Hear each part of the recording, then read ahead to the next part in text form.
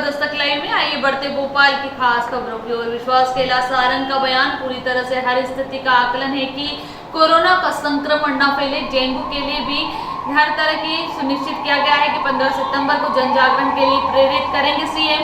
Dengue की जंग जनता के साथ लड़ी जाएगी। 17 सितंबर को महा वैक्सीनेशन का कार्यक्रम होगा। पूरा सप्ताह वैक्सीन का अभियान चलाया जाएगा। 30 सितंबर तक सभी उत्तर हितग्राहियों को वैक्सीन लगकर इसकी व्यवस्था होगी। 32 लाख लोगों को वैक्सीन लगाने का लक्ष्य है। इसकी तैयारी पूरी। WHO ने भी मोदी की तारीफ की। पीईबी परीक्षा के संबंध में सरकार हर स्तर पर उचित निर्णय ले रही है। ये सुनिश्चित किया जाएगा कि किसी छात्र को परेशानी न आए। प्रदेश में सुशासन पर कहा कि देश में पहली बार सुशासन के लिए सीएम हेल्पलाइन की शुरुआत हुई थी। इसको और मजबूत किया जाएगा और योजना जो कि जनता के हित में है और कल्याण में है वो सीएम हेल्पलाइन के दायरे में आएगी। 7 अक्टूबर को संवैधानिक पद पर रहते हुए 20 वर्ष पूरे होंगे। सुशासन को मजबूत करने का काम इस उपलक्ष्य में करेंगे। कांग्रेस के बूथ पर जाने को कहा।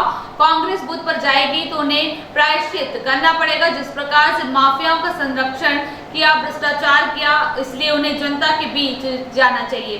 दिग्विजय सिंह को लेकर कहा। दिग्विजय सिंह का बयान विघटन करने वाला है। दिग्विजय सिंह ओवैसी चोर मौसेरे भाई हैं। उन्होंने कहा कि हिंदी में होगी चिकित्सा शिक्षा। हिंदी दिवस को सभी को बधाई। जल्द से जल्द कमेटी के निर्माण, मेडिकल एजुकेशन के पाठ्यक्रम को हिंदी में शुरू किया जाएगा। आगे आने वाले समय में चिकित्सा शिक्षा की पढ़ाई हिंदी में शुरू होगी। भोपाल से सलमान अली की रिपोर्ट।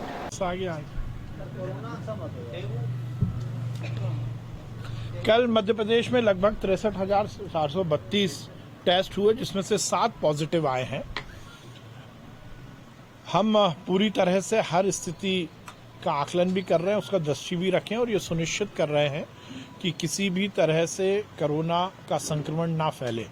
डेंगू को लेकर भी कल भी माननीय मुख्यमंत्री जी ने क्राइसिस मैनेजमेंट की मीटिंग की और ये सुनिश्चित किया है कि मध्य प्रदेश में हम डेंगू के उपचार के लिए तो व्यवस्थाएं कर ही रहे हैं, पर डेंगू का लार्वा पूरी तरह से समाप्त हम कर सकें, उसके लिए 15 सितंबर को सुबह 10 से 10:30 तक माननीय मुख्यमंत्री जी स्वयं निकलेंगे और जन जागरण के लिए लोगों को प्रेरित करेंगे कि अपने घर, अपने आसपास यदि कहीं पानी इकट्ठा हुआ है जहां पर डेंगू का लार्वा बन सकता है, उसको पूरी तरह से समाप्त करने के लिए हम सब लगें और ये सुनिश्चित करेंगे कि हम डेंगू की जंग जनता के संग लड़ेंगे। डेंगू के साथ जो हमें जंग लड़नी है, डेंगू को जो समाप्त करना है, वो हम जनता के सहयोग से जन जागरण के माध्यम से करेंगे। 15 सितंबर को ये कार्यक्रम होगा और लगातार ये सुनिश्चित किया जाएगा कि हम अपने घर में, अपने आसपास किसी भी तरह बिना उपयोग का पानी इकट्ठा ना होने दें। 17 सितंबर को वैक्सीनेशन को लेकर महा वैक्सीनेशन अभियान की शुरुआत की जा रही है।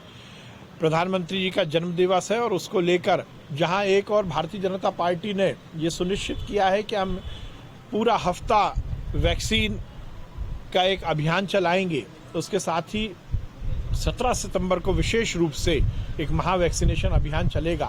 30 सितंबर तक हम सभी जो हमारे पात्र हितग्राही हैं उनको पहला डोज लग सके, इसकी व्यवस्था कर रहे हैं। माननीय मुख्यमंत्री जी ने अलग अलग स्तर पर इसकी बैठकें की हैं और ये सुनिश्चित किया गया है अलग जिलों को अलग अलग उनकी जिस प्रकार से अभी तक वैक्सीन लगी है उस हिसाब से टारगेट दिए गए हैं और हमारा पूरा अनुमान है और हमारा पूरा प्रयास है कि हम 30 सितंबर तक पूरी तरह से वैक्सीन लगा लेंगे।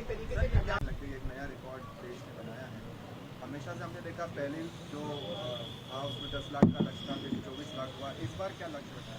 हमें लगता है कि हम उस दिन लगभग 32 से 35 लाख के बीच में वैक्सीन लगाएंगे और उसके सभी तैयारियां हमने कर ली हैं।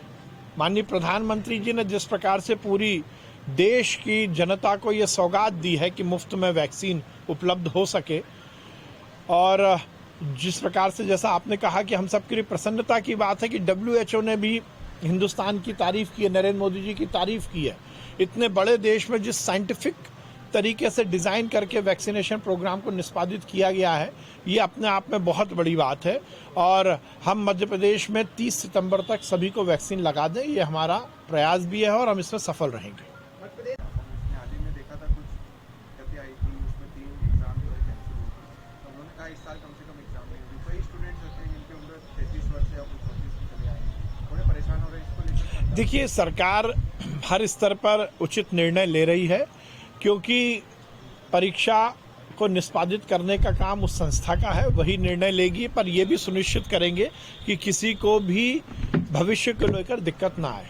सीएम हेल्पलाइन जो थी सर, इसमें मुख्यमंत्री भी बीते कुछ समय में नाराजगी व्यक्त की थी, कल कैबिनेट में भी इस पर चर्चा हुई है कि 3 दिन में अब इसका सॉल्यूशन होना ही चाहिए, इसको लेकर। देखिए, माननीय मुख्यमंत्री जी ने एक अभिनव पहल की है। मध्य प्रदेश की जनता को सुशासन और हर योजना का उचित समय पर लाभ मिल सके, उसकी समस्या का निदान हो सके, उसके लिए शायद देश में पहली बार ये हेल्पलाइन की शुरुआत हुई थी, सीएम हेल्पलाइन, और हमारी सरकार में ये बहुत मजबूती के साथ काम कर रही है। कल माननीय मुख्यमंत्री जी ने ये जरूर कहा है कि इसको हम और मजबूत करेंगे और समय समय पर हम विभिन्न योजनाओं को सीएम हेल्पलाइन के दायरे में लेके आते हैं, और इसीलिए हम और योजनाओं को जो जनता के हित की हो, जनता के कल्याण की हो, वो इस दायरे में आ सके, इसका हम लगातार काम करते रहें। और इसीलिए माननीय मुख्यमंत्री जी ने ये कहा है कि और योजनाएं इसके अंतर्गत आएँ। अलग अलग मंत्री अपने विभाग में ये सुनिश्चित करें कि इन जिन योजनाओं को जनता को समय से लाभ मिलना चाहिए या उनकी समस्याओं का हल होना चाहिए, वो सीएम हेल्पलाइन के अंतर्गत आएँ। माननीय प्रधानमंत्री जी के 7 अक्टूबर को मुख्यमंत्री और प्रधानमंत्री के जो संवैधानिक पदों पर जो उन्होंने काम किया है, उसके 20 वर्ष पूरे हो रहे हैं। मध्य प्रदेश में माननीय मुख्यमंत्री जी के निर्देशन पे 17 सितंबर से और 7 अक्टूबर तक हम सुशासन को मजबूत करने के लिए अलग अलग कार्यक्रमों का निष्पादन करेंगे, और इसी तारतम्य में सीएम हेल्पलाइन, जन सुनवाई और बाकी सुशासन को स्थापित करने वाली योजनाओं को और मजबूत करेंगे। ये कोई विषय नहीं, कोई विषय नहीं है। और सावरकर ने हिंदू मुसलमानों में खाई पैदा करी और विभाजन करा, और उस टाइम जिन्ना और सावरकर थे, अब मोदी और ओवैसी। देखिए, अब दिग्विजय सिंह जी का बयान तो विघटन करने वाला ही होगा, पर मैं ये कह सकता हूं कि ओवैसी और दिग्विजय सिंह चोर चोर मौसेरे भाई हैं। कांग्रेस 17 तारीख को बेरोजगार बच्चों को वैक्सीन लगाने की तैयारी में है, तो मतलब देखिए, जैसे ही केंद्र सरकार का जो निर्णय होगा उस हिसाब से उसका पालन मध्य प्रदेश में किया जाएगा। आपने बना दिया पदोन्नति को लेकर, सुप्रीम कोर्ट में आज सुनवाई हुई। माननीय मुख्यमंत्री जी ने मंत्री समूह बनाया है और वो विभिन्न स्तर पर हर विषय पर विचार करके सरकार को अपनी अनुशंसाएं सौंपेगा। केंद्र सरकार और अपनी 15 महीने की सरकार और शिवराज सरकार की तुलना करेंगे, बताएंगे कि हमारी सरकार में किस तरह से काम किया। बहुत अच्छी बात है, उनको जाना चाहिए। और एक बात ध्यान रखिए, वो जाएंगे तो उन्हें प्रायश्चित करना पड़ेगा 15 महीने का, क्योंकि 15 महीने में मध्य प्रदेश का जो बेड़ा गर्क कांग्रेस ने किया है, 15 महीने में जिस प्रकार से मध्य प्रदेश में भ्रष्टाचार कांग्रेस ने फैलाया, 15 महीने में जिस प्रकार से माफियाओं का संरक्षण कांग्रेस ने दिया, उसके लिए प्रायश्चित करने के लिए तो कांग्रेस के नेताओं को जाना ही चाहिए।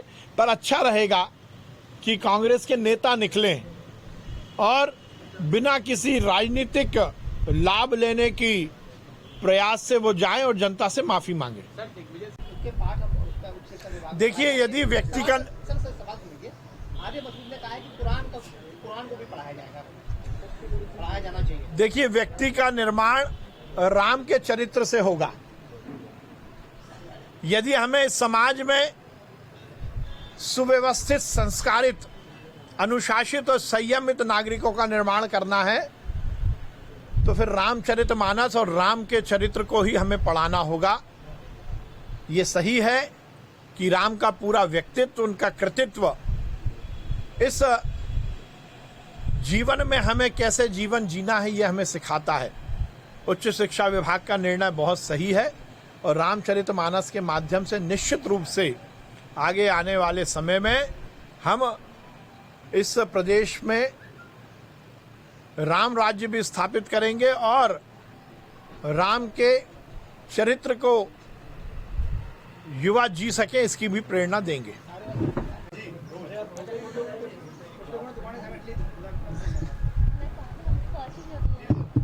हिंदी दिवस की सभी को बधाई।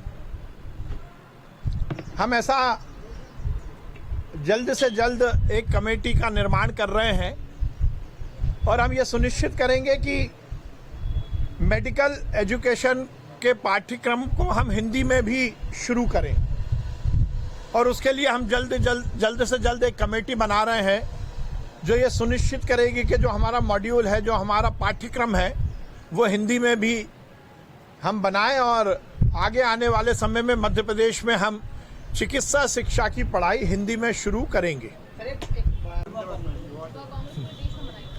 अब देखिए, ये बात सही है कि इस देश में कांग्रेस के तथाकथित माफिया और दलालों को बेरोजगारी का सामना जरूर करना पड़ रहा है क्योंकि उनका भ्रष्टाचार समाप्त हुआ है। मोदी जी ने इस देश में सुशासन भी स्थापित किया है और जनता के लाभ के लिए जनता को मुख्य धारा से भी जोड़ा है। युवाओं को रोजगार मिल सके, वैकल्पिक रोजगार के अवसर उपलब्ध हो सके, इसका प्रयास हमने किया है। कांग्रेस बिना किसी मुद्दे के, बिना किसी एजेंडे के किसी कार्यक्रम को करेगी तो उसमें कोई सफलता उसे मिलेगी नहीं।